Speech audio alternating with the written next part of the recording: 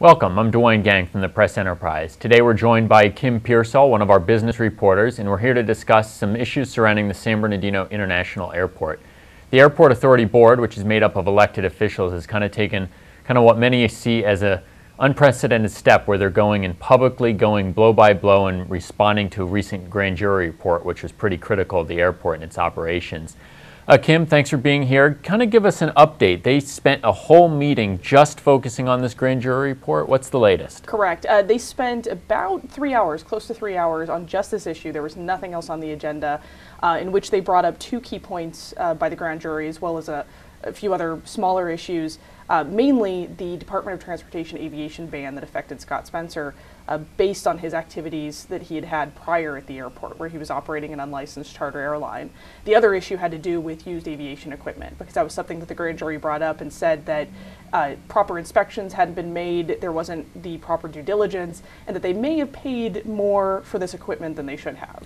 Now, the Airport Authority Board, are they going to continue doing this? Typically, when the civil grand jury uses its government watchdog role and issues a report and a series of recommendations, the agency has about, they have a specific amount of time where they're formally or required to respond, but they're under no obligation to implement any of these grand jury recommendations, and oftentimes local governments just disagree and they move on. This is very unusual. Are they going to plan another one of these meetings to go through this grand jury report again? Oh, very much so. Yeah, they've already basically said that they're going to spend every meeting until August 30th, when their official response is due, discussing this issue. And right out of the gate, the civil grand jury report was released on June 30th.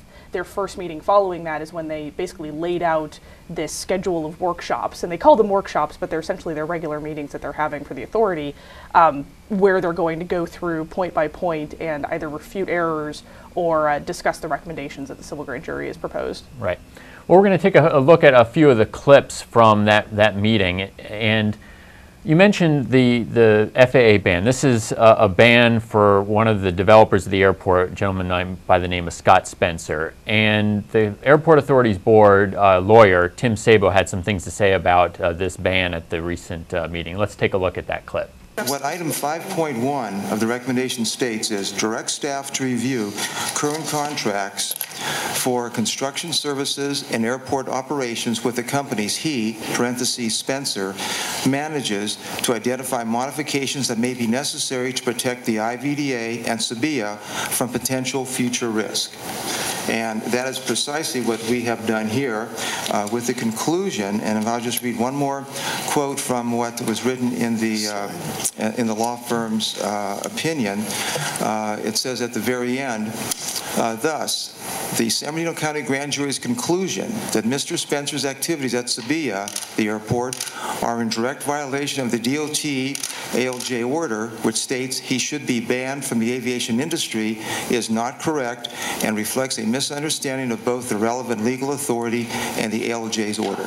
So, Kim, what was the point Tim Sabo was trying to get across here? Sure. It was a pretty important point to make, because one of the major issues that the civil grand jury report brought up is that there is this aviation ban. The Department of Transportation back in 2005 had told Scott Spencer it was a default judgment and essentially banned him from air transportation and aviation industry, the aviation industry, fined him $1 million, and that's been pending pretty much ever since. So that default judgment came down, it's still standing, and apparently he filed some motion, but nothing's happened to it since.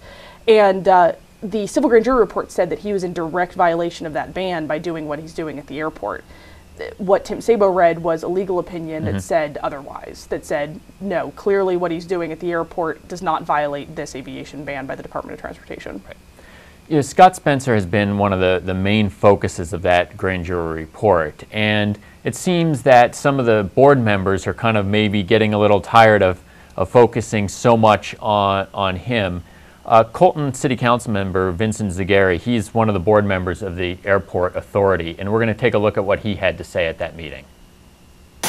You know, the fact that we have to spend so much time discussing this issue of Scott Spencer, I mean, and his credibility speaks to the credibility of this body, and the credibility of this airport has everything to do with an airline signing on the dotted line.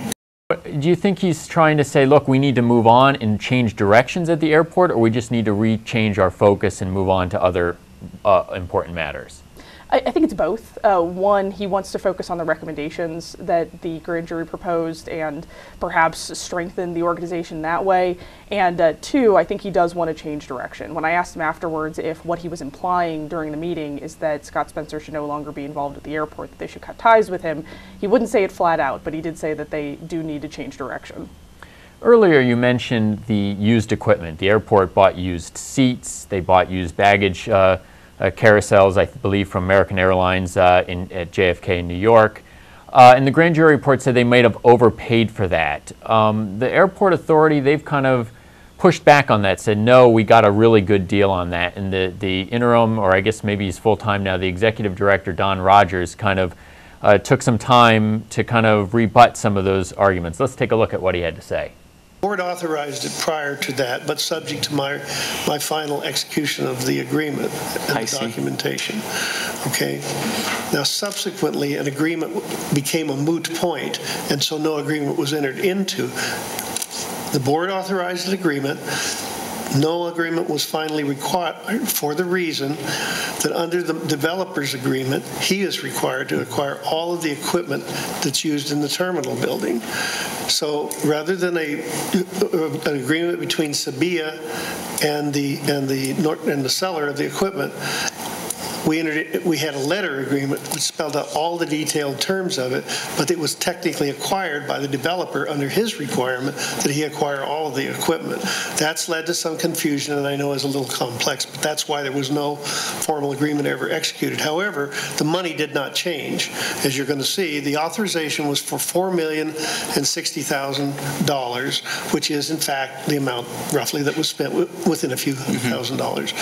So we have Bill, would you like to introduce Thank you. Faithful and Gould next? Yeah. We do have some real experts in this area to provide you some information on the used equipment. Okay. Kim, what was the main point that Rogers was trying to get across here about the used equipment? Sure. Well, a good portion of the meeting was about their defense of purchasing this equipment. So they brought in the aviation consultant who said that basically comparing used equipment to new equipment, they saved $4.8 million. But in this particular clip, he did admit to the fact that the airport did not inspect the equipment until after the board had already approved purchasing it, spending $4.06 million to buy the equipment from Scott Spencer, who was buying it from American Airlines. And he also goes on to say that the used equipment wasn't purchased with a purchase agreement, and that was something else that was part of the approval by the board. And so when they approved it, they said this is dependent on signing a purchase agreement. They never did that, and he explains that it was somehow then folded into the development agreement with Scott Spencer. So that was kind of an interesting note to make. As far as the aviation consultants who were brought in to appraise it, they said afterwards that they didn't actually inspect the equipment there on site. What they did is they looked at a list of the used equipment and then called up appraisers to ask what it would cost to buy it new. They didn't look at the condition and they didn't look at the resale value. Of course, the San Bernardino International Airport is the former Norton Air Base, and officials have been kind of working to revamp that since 1994 when the base closed and kind of reattract some of the lost jobs. And there's kind of a twofold component. There's the Inland Valley Development Agency, which is kind of developing the surrounding area. And Don Rogers, I think, made a real point of trying to point out some of the successes, and we're going to take a look at what he had to say. When we were handed an unusable runway and an unstable tarmac and a hangar complex with holes in the roof you could drive a large truck through, we have developed a viable commercial airport. We've developed a terminal building at half the cost per gate of any other terminal building constructed in the last 10 years. And we have developed an impressive millionaire FBO facility that we're informed is operating ahead of revenue projections. And I think the Rose report sort of missed the main point, which is that this base conversion is possibly one of the most successful base reuse efforts in the United States. You know, this is San Bernardino Valley's best hope and maybe last chance. For a couple of decades to gain economic success, it is critical that we continue to succeed out here.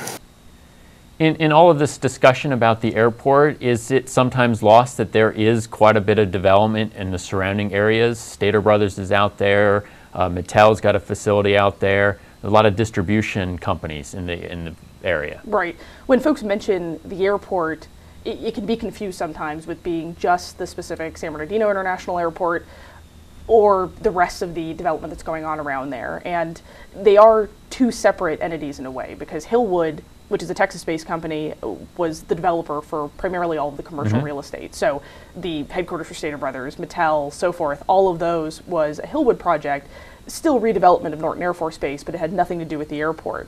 San Bernardino Airport is separate from that, and that's what's been developed by Scott Spencer. And so they've had quite a bit of success on the commercial real estate side of things.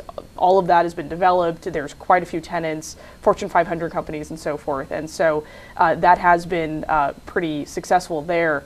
And I think what Don Rogers was trying to point out is that this airport, it's kind of the last puzzle for redevelopment there, and he was calling it the last hope for San Bernardino Valley to a certain degree, and that when they came in too, Norton Air Force Base was in a bit of disrepair, and it required quite a bit of investment to go in and redevelop it. Right. Yeah. Well, it'll be interesting to see what happens at their next meeting when they continue to kind of push back and respond to this grand jury report. You can read Kim's stories about the San Bernardino International Airport in the Press Enterprise and on PE.com. Thanks for watching.